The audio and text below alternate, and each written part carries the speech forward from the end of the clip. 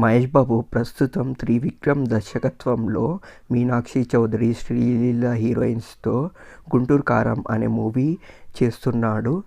ఈ మూవీ సంక్రాంతికి రిలీజ్ కానుంది. ఈ మూవీ తర్వాత మహేష్ బాబు నెక్స్ట్ ప్రాజెక్ట్ రాజమౌళితో ఉంది.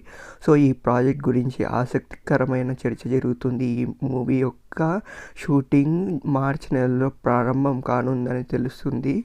ఈ మూవీ ఆఫ్రికా బ్యాక్గ్రౌండ్లో సాగుతుందంట. ఇది ఒక అడ్వెంచర్ థ్రిల్లర్గా రానున్నట్టు తెలుస్తుంది.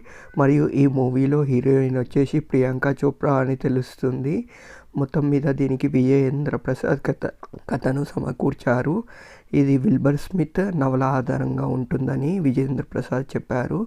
మొత్తం మీద ఈ మూవీ అనేది ఒక adventure movie. So Mahesh Babu, Rajamouli కాంబినేషన్లో వస్తున్న ఈ మూవీ ఆడియన్స్ని ఎలా ఆకట్టుకుంటుందో చూడాలి. కాకపోతే ఎంత టైంలో ఈ మూవీ తీస్తాడనేది